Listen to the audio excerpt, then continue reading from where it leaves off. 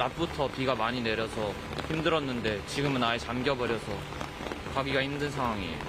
버스가 잠긴 친구들도 봤고 지금 스터디 카페에도 집에 못 가고 남아있는 친구들이 있어요. 순간적으로 한 10분 내로 그렇게 확 쏟아졌어요. 그럼 어떻게 감당이 안 되죠?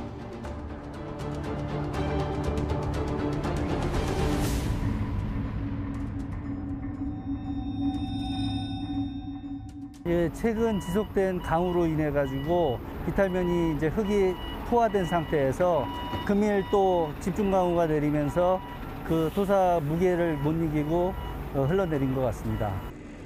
새벽에 눈을 떠보니까 침대 위에 물이 있어.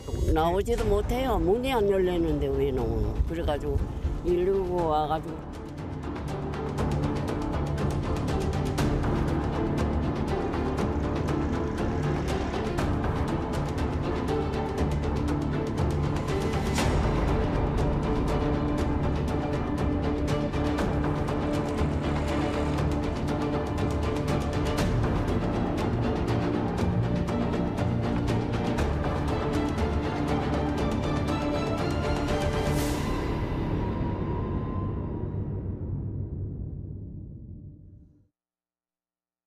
여러분 안녕하십니까. 경기 인천 지역 주요 현안을 집중 분석하는 인사이드 경인의 김대홍입니다. 최근 서울 등 중부지방에는 115년 만에 기록적인 폭우가 쏟아져 많은 피해가 났습니다. 더 큰 문제는 앞으로 이러한 기상이변이 더 자주, 더 강도 높게 발생할 가능성이 높다는 겁니다. 우리는 지금 기상이변이 일상화된 새로운 시대에 살고 있습니다. 시민의 안전을 지키기 위해 정부와 지자체는 무엇을 해야 할까요? 지구 환경과 기상 전문가들과 함께 이 문제를 심층적으로 논의해 보겠습니다. 출연자 소개합니다. 김승배 KBS 재난방송 전문위원 나와 있습니다. 안녕하세요. 계명대학교 지구환경학과 김혜동 교수 나왔습니다. 안녕하세요. 좀 전에 제가 얘기한 것처럼 이제 기상이변, 더 이상 새로운 게 아니다, 일상이 됐다, 이런 얘기를 많이 하는데 실제로 그렇습니까? 그렇습니다. 우리가 이제 겪고 있듯이 얼마 전까지만 해도 극값을 기록했다, 특이하다 이렇게 말을 했는데 요즘은 이제 그게 일상화됐거든요. 그래서 노멀화됐다 이렇게 표현을 하죠. 새로운 일상. 새로운 일상. 그게 이제 요즘의 대세고 기후 변화를 넘어서 기후 위기. 최근에 오늘 처음 저도 들었는데 기후 환란을 겪고 있다. 환란. 이런 용어를 쓴 기자를 봤습니다. 김 교수는 어떻게 생각하세요? 예, 그렇죠. 요즘 보면은 극한 기후 변화와 관련해가지고 그동안 겪어보지 못했던 이라든가 기상관청 역사상 어떻다 이런 얘기가 많이 나옵니다. 근데 실제 우리가 기상관청 역사 이렇게 하면은 우리나라에서는 100년 남짓 되는 것이고 전 세계적으로 보더라도 1850년 경부터 기상관측이 되었기 때문에 기상관측 역사는 사실 그다지 길지도 않습니다. 그래서 아주 심각한 기상현상이 나타났다는 그 자체도 문제는 되겠지만 그런 현상들은 과거에도 사실은 있었습니다. 오늘날 문제가 되는 것은 그러한 극한 기후 현상이 과거에는 가끔씩 100년에라든가 1000년 빈도 이렇게 나타났다고 한다면 이것이 금년에는 거의 매년 지구상 어디엔가에서는 나타나고 있다는 것, 이것이 기후위기 문제의 핵심입니다. 왜 이런 현상이 나타나는 것 같습니까? 그렇죠. 이렇게 현상이 나타나는 것 자체는 우리가 잘 알다시피 산업혁명 이후에 석탄을 포함한 화석연료를 많이 연소시켜서 대기 중에 온실 효과가 많아졌다라는 것은 이제는 99.9% 확실하다 이렇게 말하고 있습니다. 근데 이 지구상에 우리가 인류가 태어난 이래로 우리는 지구 온도가 낮아서 고통스러웠지 지구 온도가 높아서 고통스러운 적은 거의 없었거든요. 그렇죠. 그래서 사실은 지구 온난화 문제에 대해서 우리가 우려한 적은 그다지 오래되지 않습니다. 지금 우리가 걱정하고 있는 해수위가 올라가서 침수가 된다든가 오늘날과 같은 극한 기후 현상이 나타난다든가 하는 이런 문제를 종합적으로 얘기한 사람은 1981년에 제임스 한센이라고 사람이 사이언스지에 유명한 논문을 냈습니다. 그래서 그분이 1988년에 미국 상원에 가서 기후 변화, 지구 온난화 문제에 대해서 정언을 하면서 IPCC도 만들어지고 그렇게 되었는데 그렇게 된 계기가 이 제임스 한센이라는 사람이 다른 사람들이 걱정하지 않을 때 사실은 지구 대기에 온실기체가 증가하고 있는 것은 지구 온도만 올라가는 것이 아니라 이런 극한기후 현상이 가져와서 인류를 굉장히 어렵게 만들 수 있다는 이런 문제를 제기했기 때문입니다. 그렇다면 계속 지금 말씀하신 것처럼 지구 온난화, 지구가 계속 뜨거워지고 있다는 걸 알고 있는데 근데 올해 보면 기상예보가 그렇게 맞지가 않아요. 그건 또 왜 그런 거예요? 예, 안 그래도 좀 뭐 사람들 그런 얘기 많이 합니다. 왜 그 기상청에서는 예보 적중률이 90%가 넘는다, 세계적인 수준이다라고 얘기를 하는데 그렇죠. 여름만 되면 왜 이렇게 맞지 않느냐 이런 얘기를 우리 체감하고는 다른 것 같아요. 예, 근데 그런 얘기를 할 때 저는 이렇게 대답을 합니다. 그렇게 맞지 않는 그것이 당연하다. 그거는 그 기상이 가지고 있는 성질인데 그것을 우리가 국민들이 이해를 못하기 때문이다라고 얘기를 합니다. 왜냐하면 기상에는 이 규모라는 게 있습니다. 크기. 네. 고저기압 이렇게 하면은 직경이 한 3, 4천 킬로 정도 가까이 되고요. 태풍 이렇게 하면 보통 한 500킬로 정도 되는 거지요. 예. 그래서 또 더 작은 것도 있고 이런 게 있거든요. 근데 오늘날 같이 이렇게 비를 많이 내리는 이런 것들은 규모가 한 수 킬로 정도밖에 안 되는 우리 전공용으로는 메조 캄마 뭐 이런 얘기를 쓰는데 그러니까 특정한 지역이라서 그렇다는 겁니다. 그렇죠. 이번에 서울의 강원도에서도 보면 반경 2km 안에서만 집중호우가 내리고 다른 지역은 아주 말짱한 이런 일이 있었거든요. 근데 이런 것들은 예측할 수가 없고 그 현상이 나타나야만이 말할 수 있는. 그래서 기상청에서 레이더라든지 이런 걸 가지고 집중적으로 들여다보고 있다가 그런 현상이 나타나기 시작하면 급히 통보를 해주죠. 그래서 이런 모습을 보고 시민들은 야 이거 기상청이 아니고 이거 중계청이다 이런 얘기를 하는데 중계청 맞다. 그게 원래 그런 것이다. 그래서 우리 국민들도 기상청이 예보를 잘 못한다고 노르웨이라든가 이렇게 뭐 난민 간다 이런 얘기를 하는데 그때 바로 얘기를 하는 게 그래 가면 안 된다. 왜냐하면 그런 나라에서 긴급 통보 보내준 거 봤냐. 그런 긴급 통보를 보내주는 것은 우리나라 기상청밖에 없다. 그래서 이런 사실을 갖다가 기상이 이러한 성질을 갖고 있다는 것을 국민들이 제대로 인식하는 것이 중요하다라고 얘기를 했습니다. 그런데 보면은 얘기를 들어보면 시상청 얘기가 뭐 틀린 거는 아닌데 저희가 체감할 때하고는 좀 다르거든요. 네. 그렇다면 국민들이 체감할 수 있도록 기상 시스템이 예보 시스템도 좀 바꿔야 되는 거 아닌가 이런 생각이 들거든요. 그 예보 정확도 문제에 관해서는 제가 기상청에 33년 있다가 퇴직한 사람으로서 아주 한이 맺힌 그 문제인데요. 아까 말한 그 오보청, 구라청, 뭐 중계청 이제 예보 시스템을 아무리 바꿔도 지금 그 문제 올해 올여름 같은 지금 예보 시스템을 대한민국이 돈이 없어서 못 바꿔서 지금 그런 예보가 안 맞고 이런 게 절대 아니거든요. 기상이라고 하는 성질 자체가 아까 김혜동 교수님이 얘기했듯이 그 성격 자체가 그렇기 때문에 예를 들면 언제 어디서 얼마큼 이렇게 자기 머리 위에 일기예보를 할 수 없거든요. 기상청 예보는 좀 비교적 넓은 지역 서울 경기 그런데 비가 지난번에 강남 이쪽 남부에만 왔단 말이에요. 그러면 2천만 명이 있으면 100만 명 머리에 떨어지면 100만 명은 맞았다고 그래요.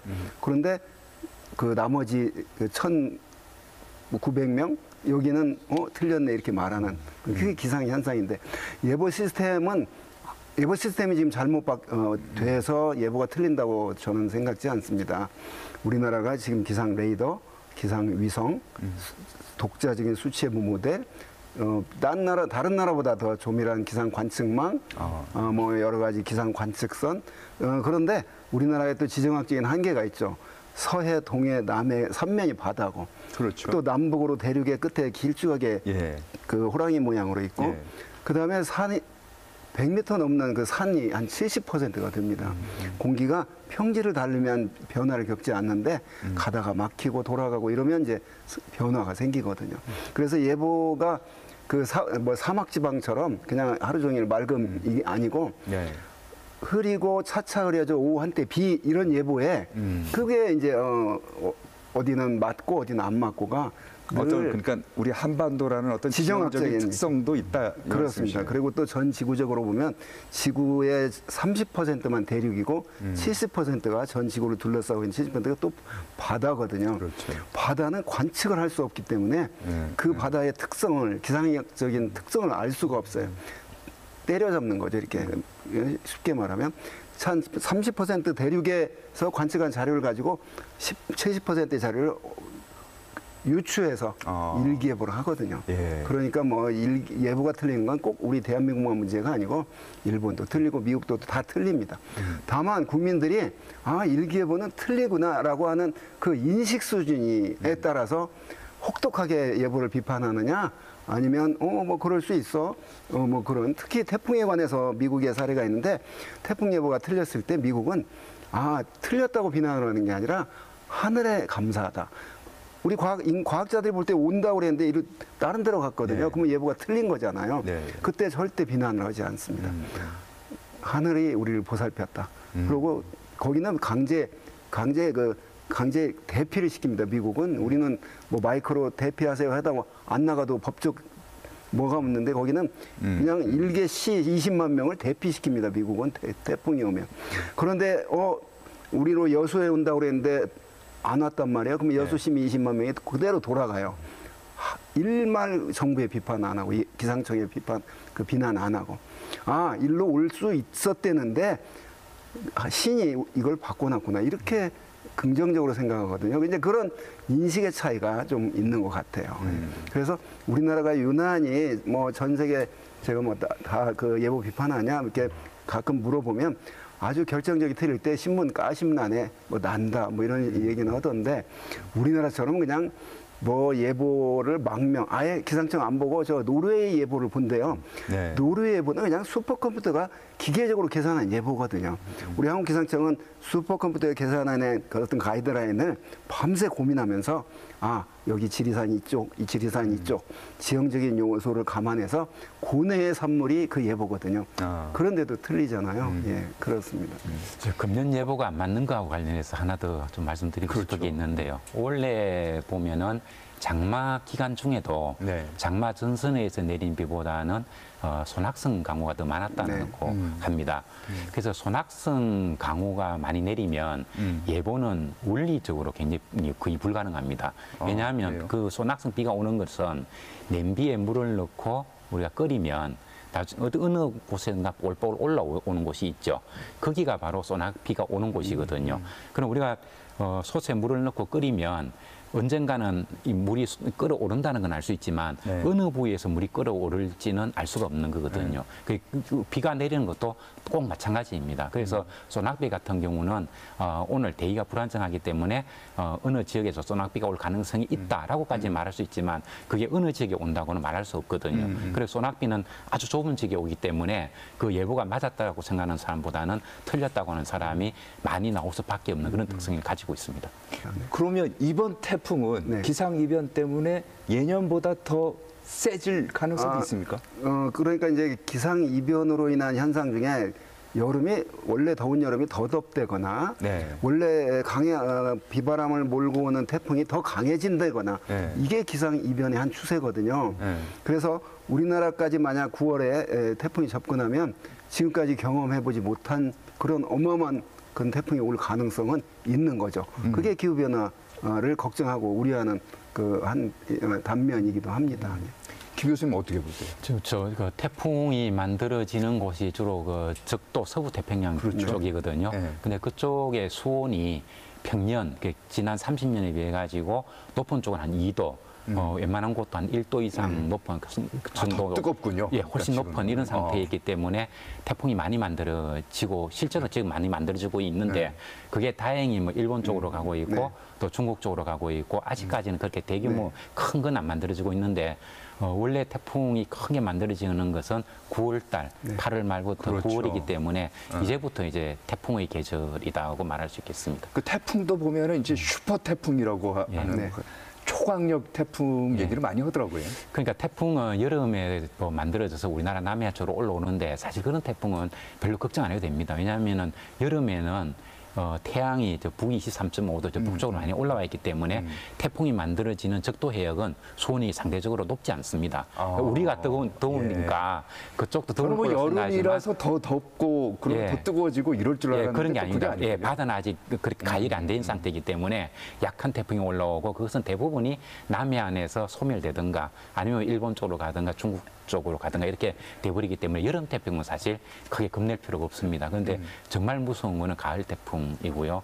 그리고 지금도 이번에 우리가 비를 겪어봤지만 또 이게 북태평양 고기압하고 북쪽 찬공기가 또 우리 쪽에서 이렇게 대체할 가능성이 있고 그렇게 되면 그게 저기압이고 저기압은 주변에 있는 공기를 빨아들이거든요. 그렇죠. 그러면 이 슈퍼 태풍을 우리나라 쪽으로 빨아들이는 이런 효과가 있습니다. 그래서 과거에는 9월 이때 슈퍼 태풍 이렇게 큰 태풍이 생기면 주로 일본 밑으로 이렇게 지나갔는데 우리 교과서에도 그렇게 소개가 돼 있거든요. 근데 최근 몇 년에 보면은 이 8월 말에서 9월 초에 장마전선까지 정체전선이 쭉 형성이 되고 그리고 우리나라에 매년 큰 규모 중심기압이 한 930매가 되는 이런 큰 태풍이 매년 찾아왔다는 것을 우리가 기억할 수 있을 겁니다. 작년에도 태풍 찬홍이 서해를 쭉 따라오다가 상하이 앞바다에서 사흘을 머물다가 일본으로 빠져간 게 있거든요. 그게 천만다행인 게 그때 바로 바레만에서 찬공기가 내려왔거든요. 그게 없었더라면 그 태풍은 바로 우리나라 서해로 올라올 수 있었고 그것 때문에 이미 작년에도 우리가 슈퍼 태풍을 맞이할 수 있었고 우리나라 아마 큰일 났을 겁니다. 그리고 2018년도에도 태풍 하기비스가 9월 한 10며칠 되죠. 그렇죠. 예. 그때 그 태풍이 한 일주일만 빨리 생겼더라면 바로 그 코스는 우리나라에 있을 겁니다. 그래서 이제는 슈퍼 태풍이 언제 찾아와도 이상하지 않는 그런 시기에 우리가 놓여져 있습니다.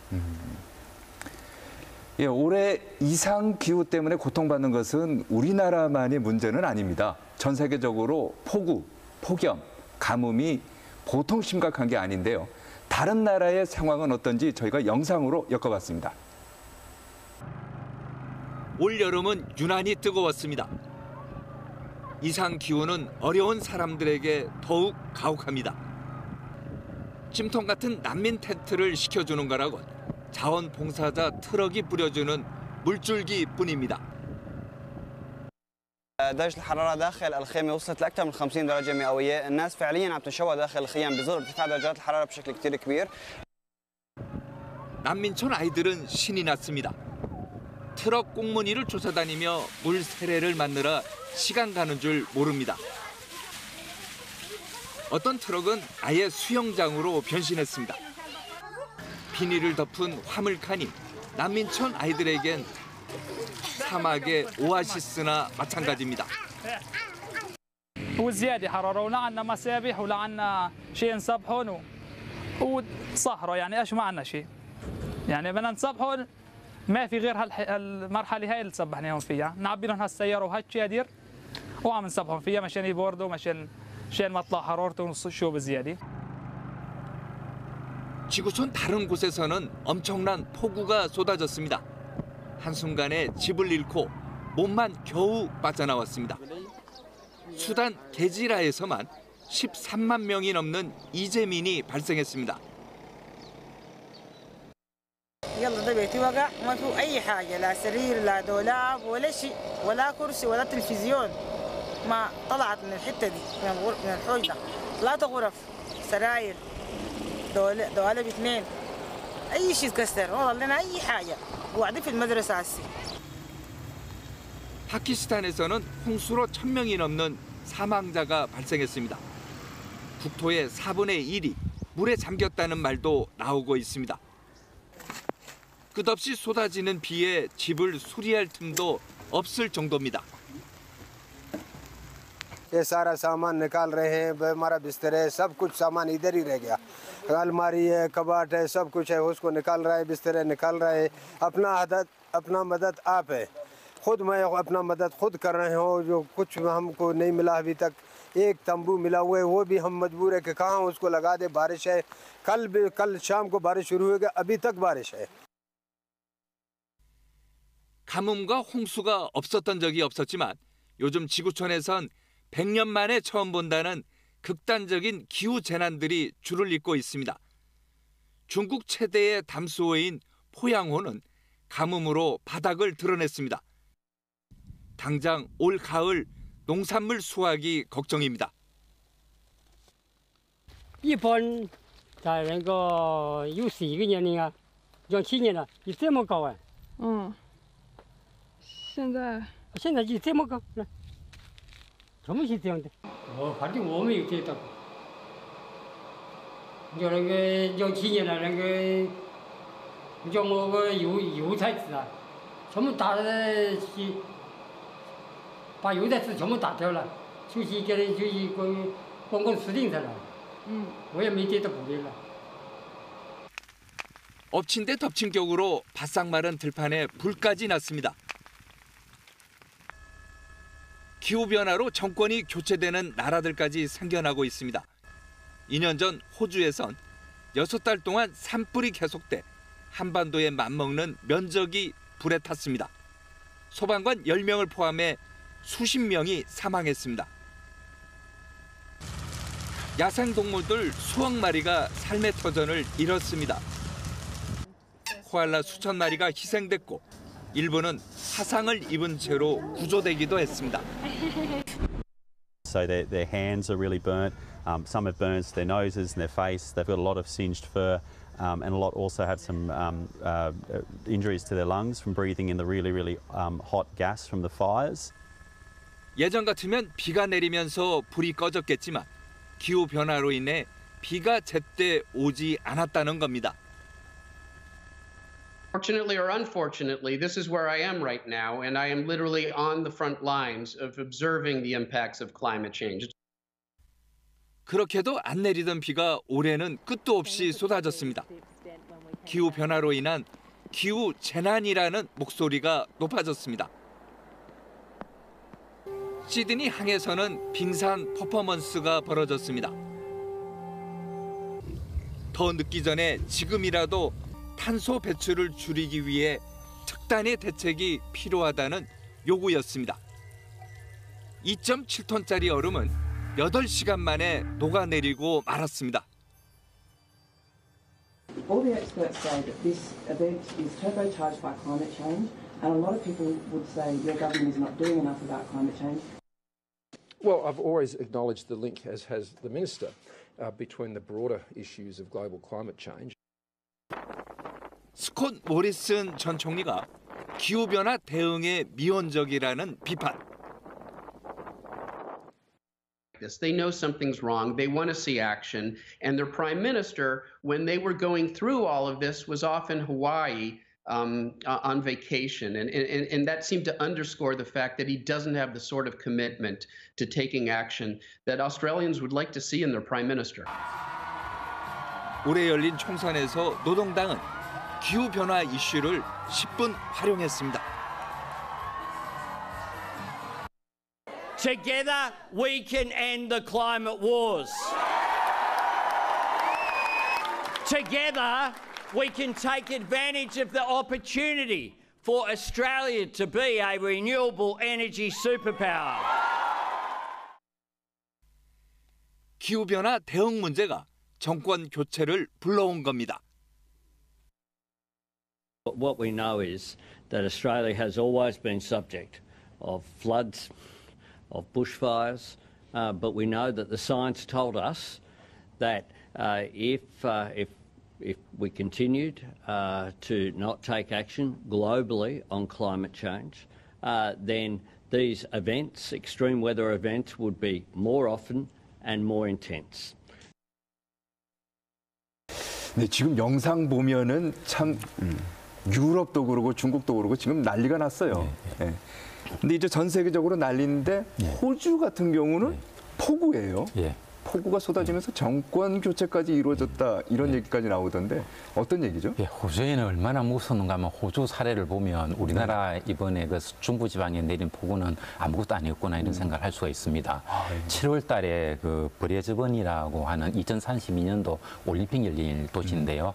거기는 4월 동안에 1,500mm 비가 온 적이 4월 동안 1,500이요? 예. 와. 예, 2월 달인가 주로 보면 여름철이죠. 근데 더 놀라운 거는 겨울철인 7월 달에 지난 2년 동안에 호주 시드니에서 이 4번이나 한 2, 3일 사이에 비가 한 500에서 700mm가 오는 비가 그렇게 내렸거든요. 왜 이렇게 비가 많이 그래서 이런 빈도가 거의 뭐 한 1,000년 빈도다라고 얘기할 정도로 비가 많이 내렸습니다. 그리고 이제 이 호주라고 하는 곳은 국제사회에서 호주, 뉴질랜드, 사우디아라비아, 대한민국 이거를 4개국을 기후 악당 국가다 이렇게 얘기를 하거든요. 기후 악당. 예. 그리고 전 세계에서 1인당 탄소 배출량 1위가 호주입니다.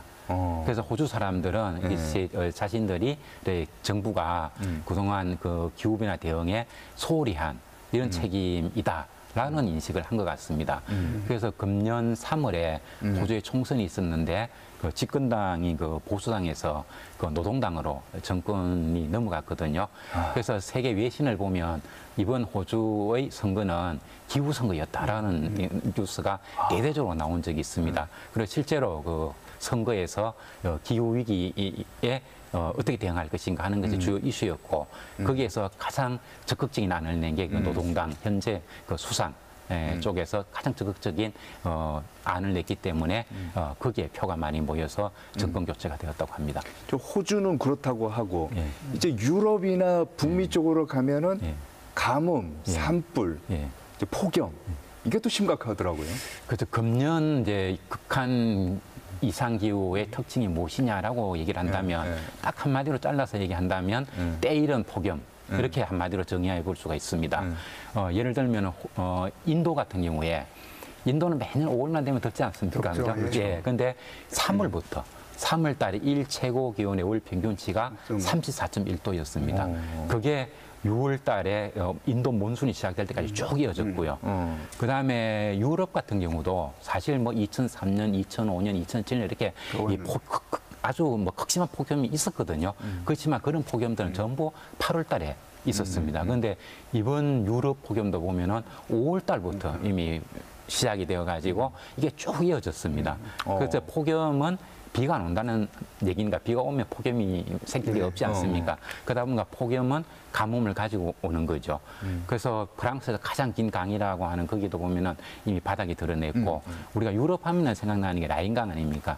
라인강 그 디셀도르프 구간에 보면은 바닥을 드러냈고, 그러니까 유럽에서 뭐 대표적인 강들이 다 바닥을 드러낼 정도로. 다뉴브 강도 보니까 이제 그 바닥 드러내갖고 2차 세계대전 때 군함이 뭐 나왔다 이런 그 외신도 있더라고요. 그렇죠. 그리고 프랑스 같은 경우에는 그 골프장에 물을 뿌려줘도 되느냐 안 되느냐 이런 얘기가 있었는데 이 정부에서는 한 평상시에 비해서 30% 정도의 물을 뿌려라고 얘기를 했고 시민단체에서는 안 된다.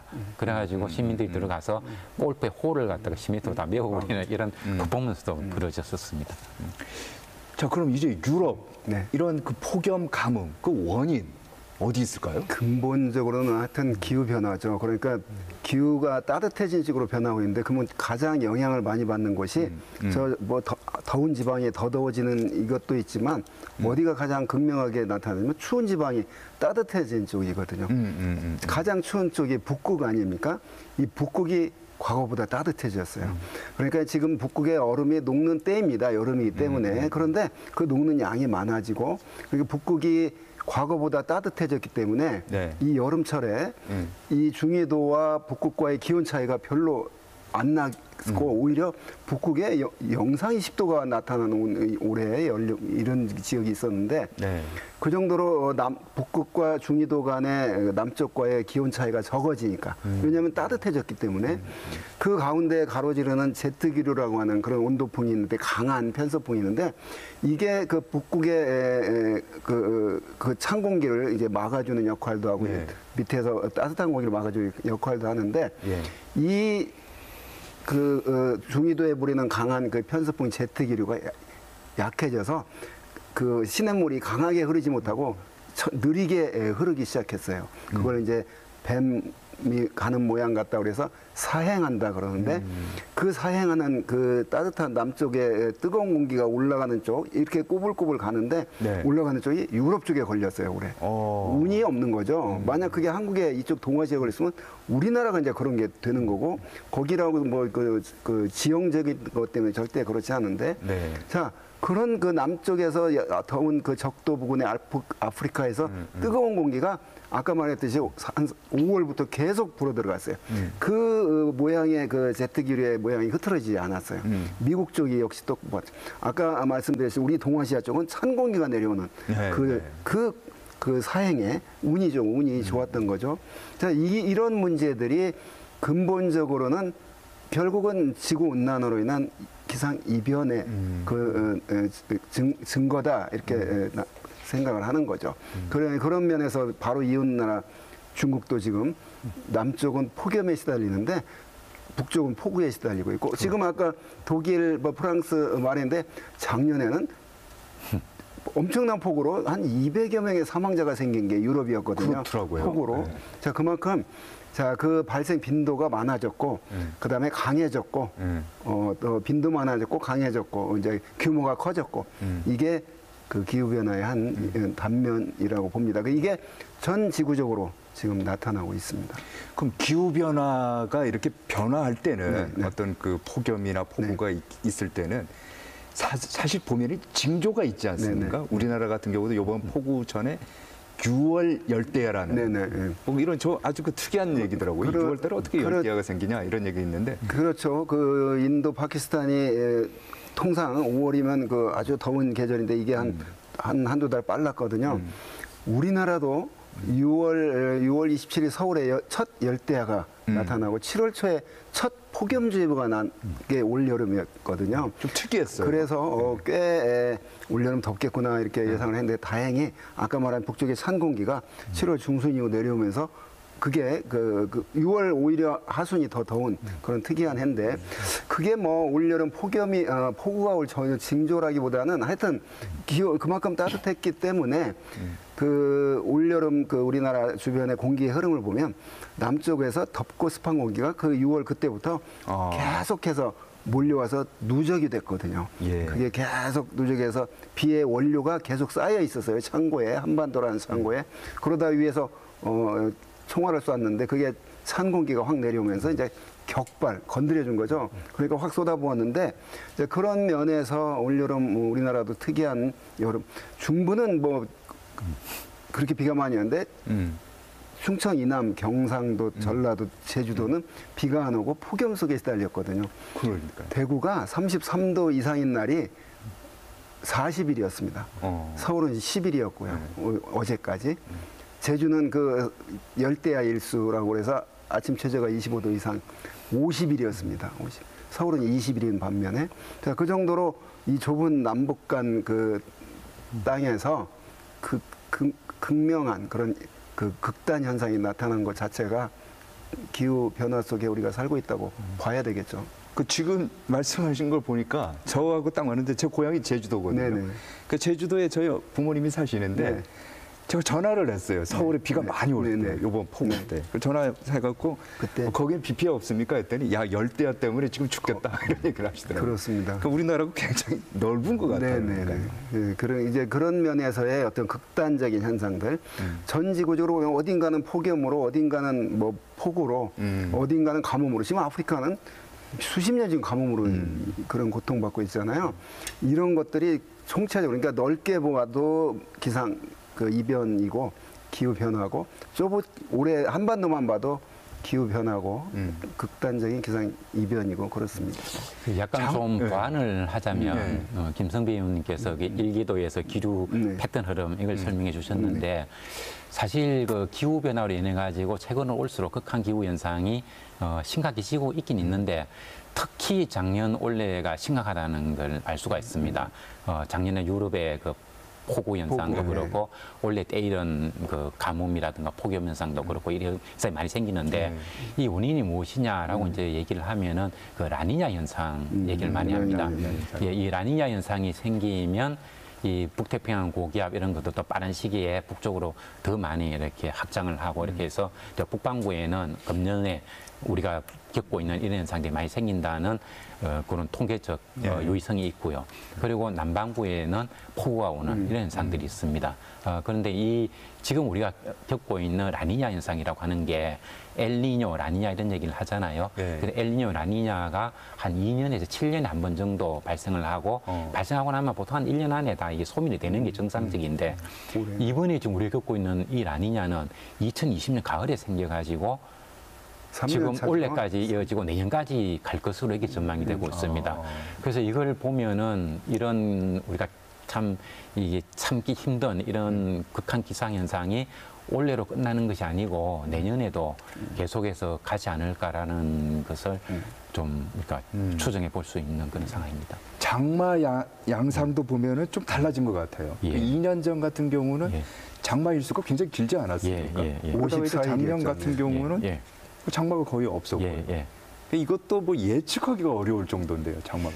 그래서 2020년 같은 경우는 기상 관측 역사상 최장 장마 뭐 이렇게 되었고 작년에는 50일인가 뭐 작년에는 역사상 최단은 아니고 세 번째인가 뭐 되는 걸로 짧았죠. 알고 있습니다. 대단히 이제 짧았던 거죠.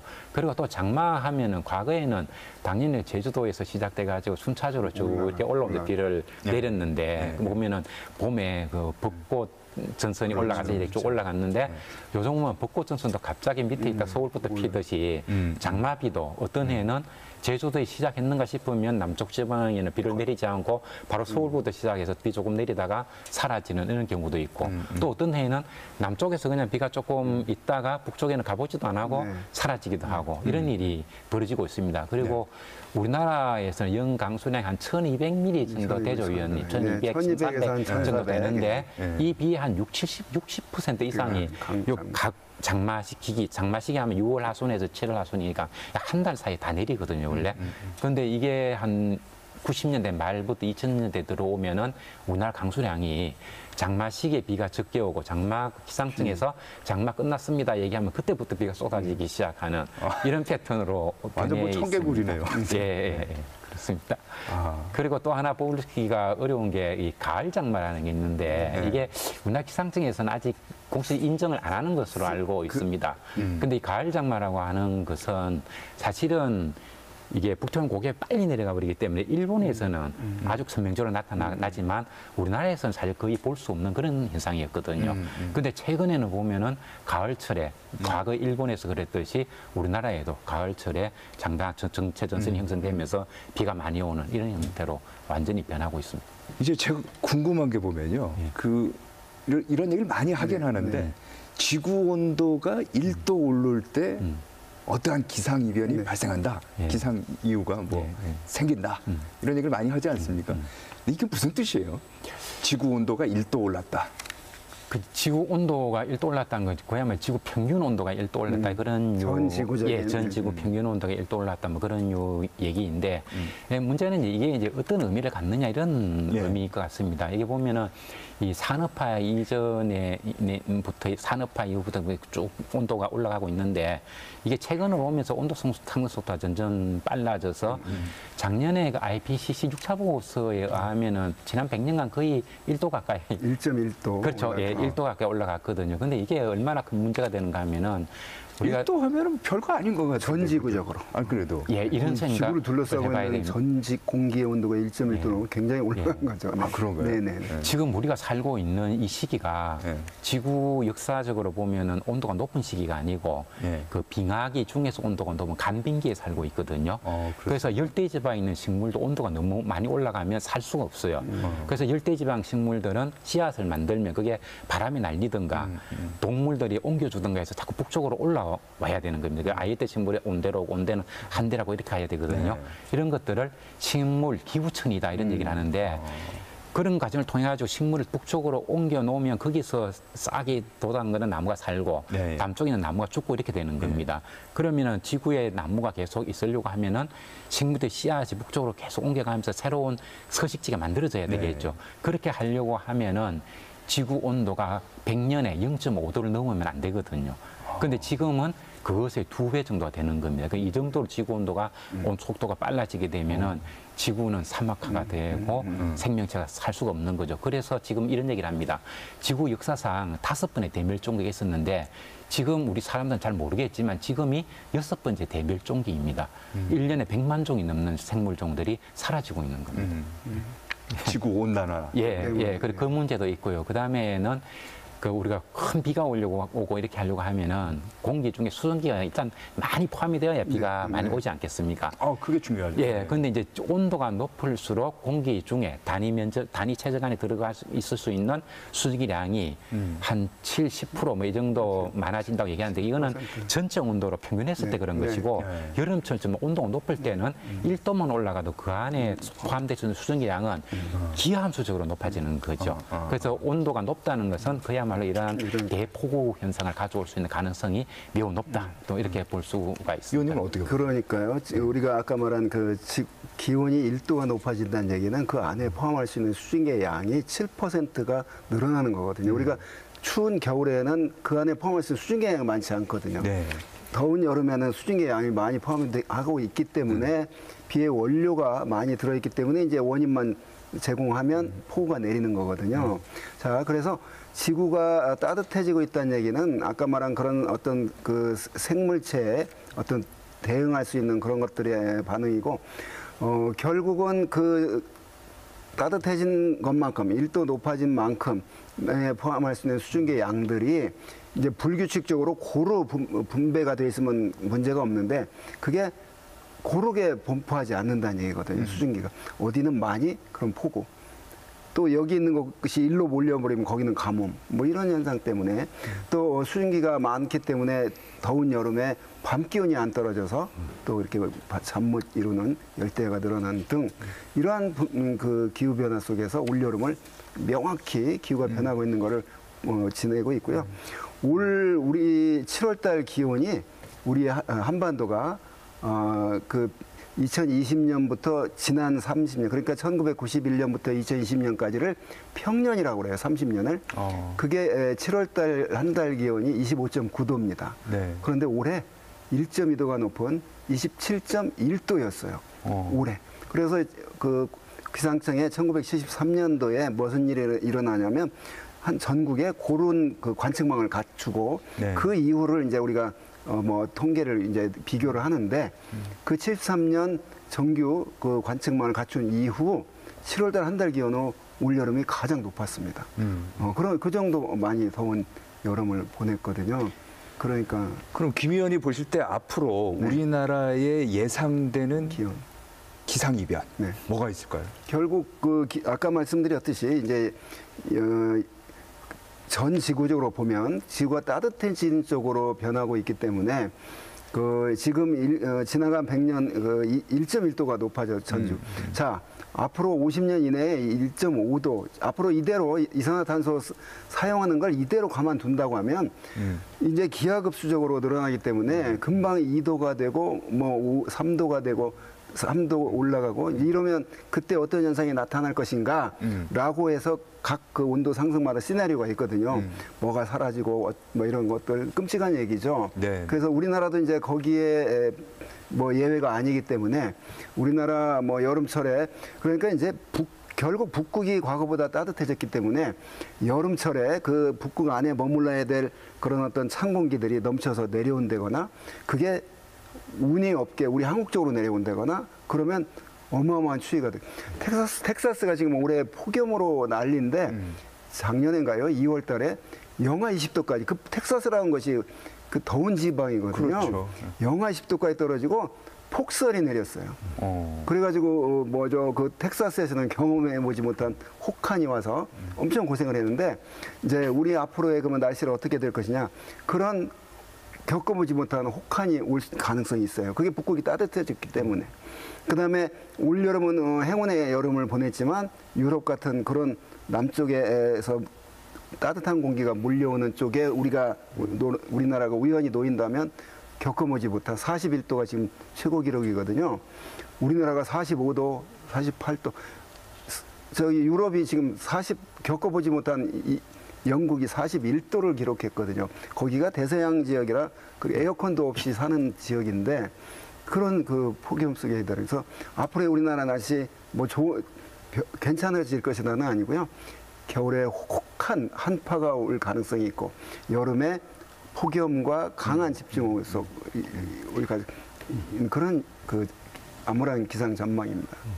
김 의원 얘기만 듣다 보면은 네. 이제 지구라는 네. 하나의 뭐 기계라고 해야 될까요? 네, 생명이라고 시스템이죠. 근데 지금 이게 완전 고장난 것 같은 느낌이 들어요. 그거는 쉽게 말하면 그렇게 표현을 하죠. 그 고장난 기차 지금 그 뭐죠 어딘가 떨어지는 그 기차가 지금 달리고 있는 그런 형국인데요. 자, 그러면 우리가 인간이 뭘 할 것인가? 그냥 걱정만 하고 있을 것인가? 그걸 많은 이제 그 정부들 뭐죠 이렇게 논의를 하는데 뭐 잘 안 되는 것 같아요. 분명한 건 이렇게 지구의 기온이 따뜻해지니까 지구 스스로 우리가 열이 올랐다 내렸다 하듯이 지구도 지구 자체가 뜨거워졌다 낮아졌다 했거든요, 지금까지. 그런데 최근 100년 통계를 가지고 얘기하는 거거든요. 과거 1000년의 그런 기온의 어떤 상승폭보다 최근 100년의 상승폭이 더 크다. 그럼 이게 뭐냐? 지구가 저절로 자기가 알아서 그런 건 아니다. 인간 때문이다. 라고 결론을 낸 거죠. 그게 인간이 왜 석탄과 석유를 많이 방출했다. 이산화탄소. 우리가 석탄과 석유를 줄이는 수밖에 없다. 대중교통 이용하고 냉난방 덜하고 뭔가 이렇게 환경 문제, 석탄 석유를 덜 사용하는 쪽으로 한 명이라도 참여를 해서 하는 수밖에 없다고 생각합니다. 걱정만 하고 있을 게 아니라. 김 교수님, 그 요번에 보면은 피해를 많이 봤던 곳이 이제 반지하, 뭐 그 주택 문제가 있고 많이 피해가 나고 했는데, 자 이제 기상이변은 계속 된다고 하고 또 혹독해질 거라고 하는데 이 대책 뭐가 없을까요? 그래서 이번에 그 사고 나는 것을 보면서 우리 사회가 이 재난 대피 시스템이 이렇게 엉망인가 하는 그런 생각을 한 번 더 하게 되었습니다. 지금도 폭염이 발생을 하게 되면 독거노인분이라든가 취약가구 이런 곳에 전화도 하고 물도 주고 이런 시스템이 있지 않습니까? 그러니까 그 기초지자체에서 이런 문제에 대해서 대피 시스템 매뉴얼을 갖춰놓고 그리고 사람들에게 이런 일이 벌어졌을 때는 어떻게 행동해야 되는가에 대해서 숙지도 시키고 그런 예행 연습도 해야 되는 겁니다. 자, 김 의원도 마지막으로 한 말씀 해주시죠. 네, 그 어떤 그 하수 처리 시설이나 이런 것이 물론 그 많은 비에 그러니까 제가 그 바다는 하루에 1000mm 비가 와도 전혀 침수라는 게 없죠. 하늘에 떨어진 비를 다 받아주기 때문에. 그래서 우리나라가 이제 뭐 80mm 하루에 80mm 비가 내릴 때 뭐 대비해서 하수 처리가 됐다 뭐 이런 얘기들을 하던데 결국은 아까 말한 그 지하 반지하 그 침수 문제는 비가 새어 들어올 때 빨리 사람들을 대피하고 그러니까 정부가 완벽하게 100% 그 하수 처리는 못 한다고 저는 봅니다. 그래서 그런 어떤 대피 요령 또 주변의 관심 이런 거에 따라서 그런 소중한 목숨을 구할 수 있다고 보는데 그런 시스템적으로 바뀌어야 된다고 봅니다. 그런데 오늘은 여기서 마쳐야 되겠습니다. 감사합니다. 네, 감사합니다. 네, 기상이변이 일상화되면서 정부와 지자체의 재난방지 대책도 근본적으로 바뀌어야 합니다. 예전의 경험만으로는 시민의 생명과 재산을 지킬 수가 없습니다. 비가 그치면 금방 잊어버리는 땜질 처방이 아니라 행정 자원의 체계적인 준비와 과감한 인프라 투자가 절실해 보입니다. 오늘 인사이드 경위는 여기까지입니다. 함께 시청해주신 여러분 감사합니다.